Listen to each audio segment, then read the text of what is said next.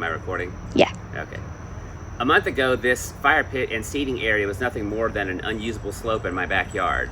But after watching many hours of video on YouTube and even more hours of painstaking labor, we now have this cool fire pit area to use for the rest of the season. And during the course of the construction, I recorded a lot of time-lapse video to show you how you could turn your backyard from this into this. Before I started this project, I spent a lot of time on Google, on YouTube, looking for any content I could find on how to build a fire pit and how to build a retaining wall. But far less common were homeowners who had attempted to do both. So I thought it would be cool to document nearly the entire process of the retaining wall, the seating area, and the fire pit itself to give anyone who is thinking about attempting a similar project a chance to see exactly what it takes from start to finish. I won't spend a lot of time on the details behind building the wall, construction theory, things like that, because there's already plenty of content out there made by experts that document that process well. But if you're a novice like me and you're thinking about attempting a similar project, then I invite you to spend a few minutes watching in time-lapse how I turn my backyard dreams into reality. So I only worked for about an hour on the first night. Essentially, I just wanted to break ground and say I had started the project. So now it's the next morning, this is day 2, and I've started digging in earnest. And I'm following the shape of a semicircle that I drew with a can of spray paint around what I imagined the center of the seating area would be. And like I said, I am no landscape architect. And this project, while I always had a unifying vision of the end product, the project itself evolved constantly during the construction. One area here that I didn't anticipate was transplanting the sod that I dug up.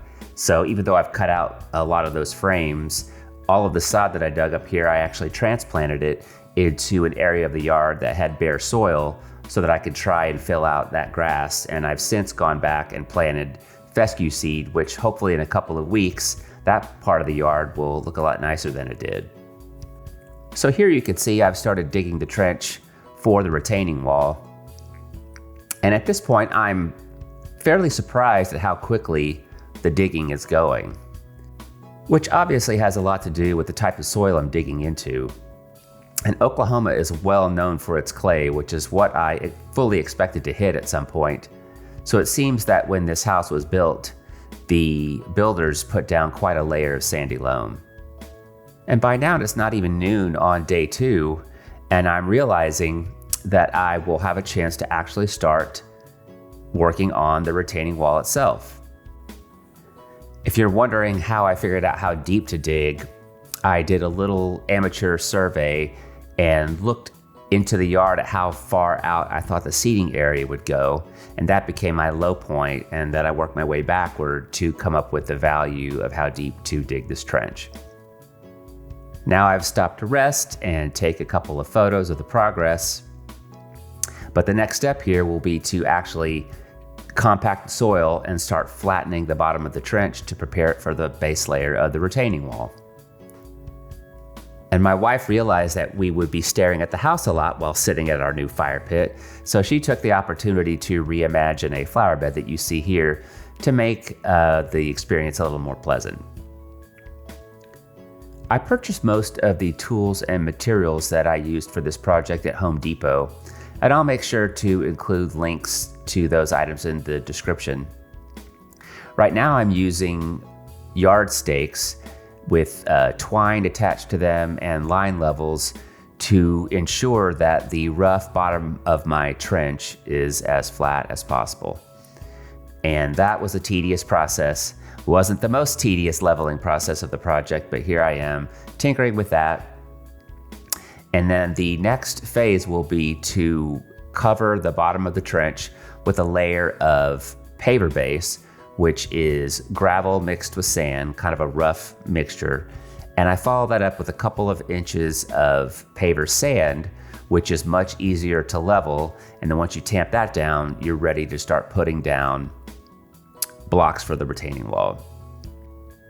The reason you don't see any footage from these first several blocks is because of unfortunate camera placement. Basically, all you could see was my butt sticking up in the air. So the next time I worked on this project, I moved the camera to a better location so that you could see the process of leveling the blocks front to back and side to side, and also from one block to the next. So I used a small level for individual blocks and a longer level to lay across several blocks. This is probably the most important phase of the entire project because the first course of a retaining wall will determine the stability of the overall wall.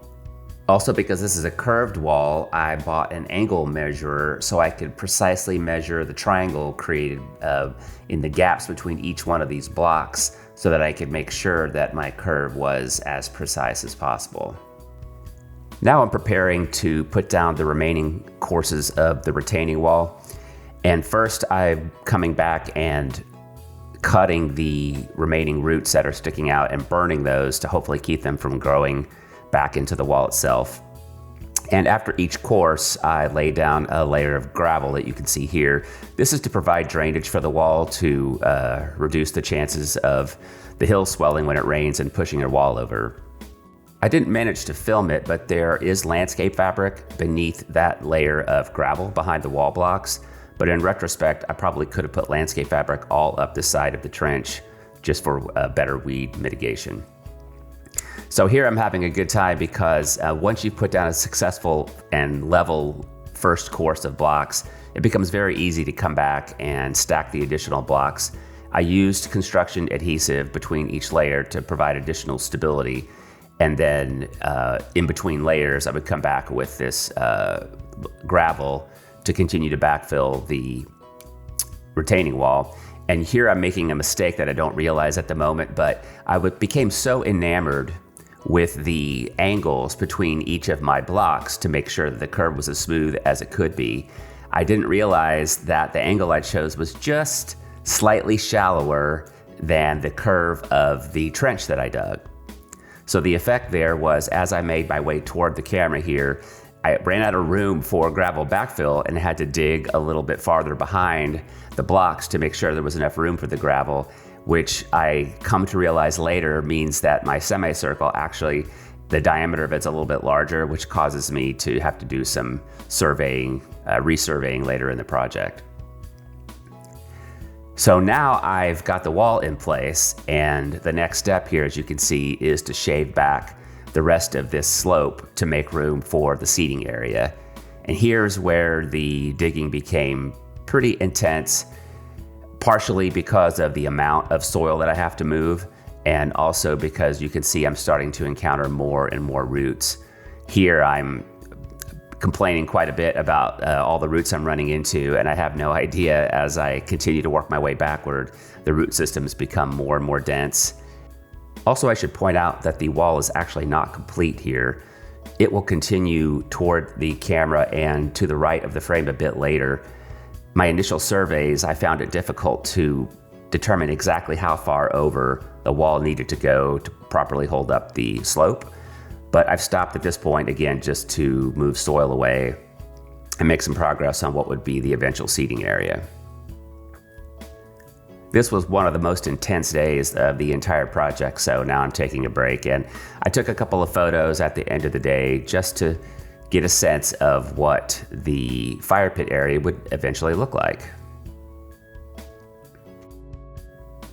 It was difficult to find time during the week for this project, so now it's the following Saturday. And my family and I had made plans to go out of town this weekend long before the project started.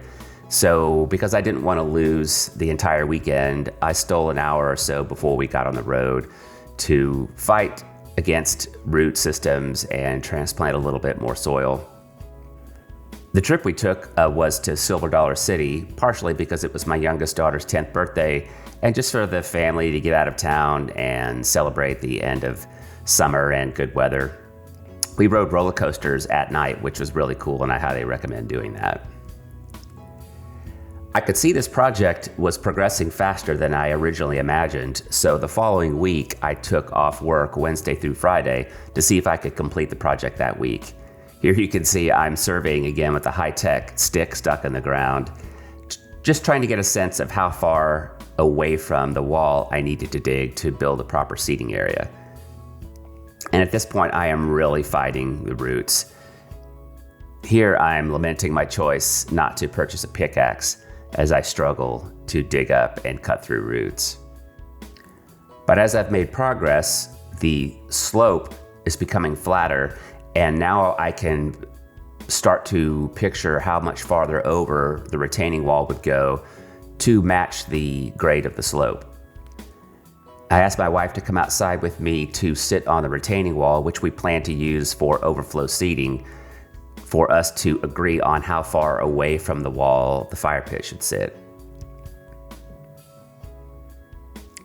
And here I'm measuring a bit and getting a sense of how many blocks I'll need, and again, how far over the retaining wall should go.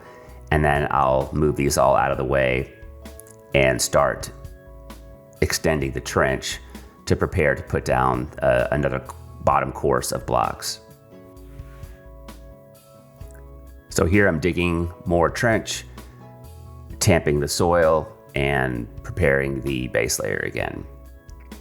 Another mistake I made was to dig too deep here. You can see I've exposed the entire bottom course of my retaining wall, and half of the height of that is meant to be beneath the level of the soil to provide stability for the wall. So as I continue to fight these roots, there's a tree that you can see there in the frame, and just off to the right of the frame is another tree, which were the constraining points of exactly how large the fire pit area could be. I'm bringing soil back as I shave the hillside away, back to try to ensure that there's enough soil that the wall will be held up properly.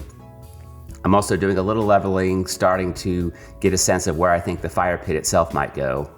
And here you can see me bringing soil back by the wheelbarrow load to raise the level of the seating area to give it a proper foundation. My wife and daughters came out to review progress, and then here you'll see in a moment a picture of some branches that I had to remove that are above the frame here to provide safety area for the fire pit. Another photo, and then you can see the puppy that kept me company during the entire project. I ordered this tamper on Amazon and chose the 10 by 10 size for this purpose right here, to give me more surface area as I compacted the soil. Where that size was less ideal was inside the trench itself, because 10 by 10 was sometimes a little large for that purpose, but it worked out in the end. So now we are, once again, now that we're closer to the end of the project, trying to get an idea of exactly where we think the fire pit should go to create a proper seating area around it. And I'm bringing back more soil, so I realized that this, in order to give us enough room to sit, the seating area needs to be extended a little farther. And because this is a slope, there's some effort here trying to level this so that the entire seating area is level from front to back. Here I made a small edit to move the fire pit 6 or 8 inches closer to the wall. And this is when the geometry of the entire area finally made sense to me, because I couldn't build the seating area 360 degrees matching the curve of the retaining wall. The trees are getting in the way essentially. What I ended up with was 2 semicircles joined at the center of the fire pit. So the size of those is a 4.5 foot radius from the center of the fire pit to the retaining wall, and a 6 foot radius to the blue line there, which is the edge of our seating area where our chairs will go. And eventually I summed the area of those 2 semicircles along with a 4-inch depth of pea gravel to determine how much of that I needed to order. Here I confused myself a couple of times as I was making the final placement of the fire pit stones. I kept calculating diameter instead of radius. So once I got my head screwed on right, now I'm leveling and ensuring that the fire pit is as circular as possible, because when you join those stones, they could drift a little and the shape can be something other than a perfect circle. And now I'm digging to make room for sand to be the base of the fire pit, and once again, I made the same mistake and dug too deep. I tamped the soil. I started putting the sand down to provide a base and insulation for the fire pit. start putting the stones down, and just like the retaining wall, you've got to level each stone front to back and across multiple stones to ensure that the entire first course of the fire pit is level. What I don't realize is that because I'm building a smokeless fire pit, which means you need to leave room for air intake holes on the bottom course of the stones, since I'm so deep here, once I put pea gravel in, the bottom course is not going to be exposed whatsoever. And now I've realized my mistake, and my poor daughter is out here listening to me complain about that because I didn't have enough sand on hand to fill it in at the proper depth. So I scooped some out of the middle, built myself a higher perimeter so I could actually, put the stones down for the fire pit. And later I went back and bought more sand from Home Depot so that I could fill in the bottom of the fire pit. I didn't use adhesive at this point because I plan to come back later and insert a fire pit ring that's got the proper holes drilled for the smokeless feature. But if you want proper airflow, you should seal the gaps between the stones and the gap between the fire pit ring and the top layer of stones with either fire sealant or grout. And if you've made it this far, thank you. Apologies for this shameless plug, but in addition to building fire pits, I also write novels. I write kind of upmarket speculative fiction. And if you wanted to learn more about those, please visit me at richardcox.net. So this is the final day of construction. Here I'm digging a trench to put down one course of blocks to hold in the pea gravel. I made another mistake in the sense that after spending several $100s on materials for this project, when I went to buy the staples to hold down the landscape fabric, I suddenly went cheap and only bought one package of those, which was not nearly enough. So I highly recommend, if you're working on a project like this, don't go cheap on the staples. Because I watched several videos where people didn't properly put down the landscape fabric, and they made it clear that you should make sure that it doesn't bunch up or ripple at all. And then I made the exact same mistake simply because I didn't buy enough of these staples. So I used them sparsely.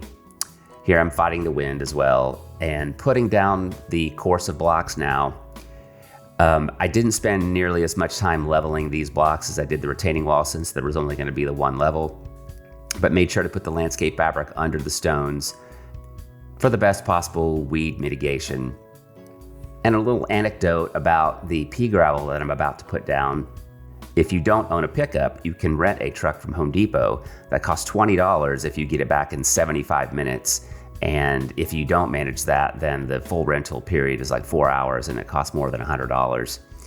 So my wife and I drove that truck from Home Depot 6.5 miles to the store where we bought the pea gravel in bulk, got it back to the house, and then my oldest daughter and my wife and I furiously shoveled the pea gravel onto our driveway, all 2,200 pounds of it, and managed to get that truck back to Home Depot with 5 minutes to spare. And here the project is essentially complete. The paver stones, I put them down haphazardly at first and came back later and moved them around to make them optimal use of them. And if you're wondering, it was about 10 trips in the wheelbarrow to move a ton of pea gravel from the front yard to the back. But I'm essentially done here. I'm gonna move these paver stones around several times before they reach their final placement. We have some Adirondack chairs that my wife and daughters are building off camera that we're going to place here, but basically we were done. And that evening, we were able to sit out by the fire pit. And now we have a new area of our backyard that we can enjoy for years to come.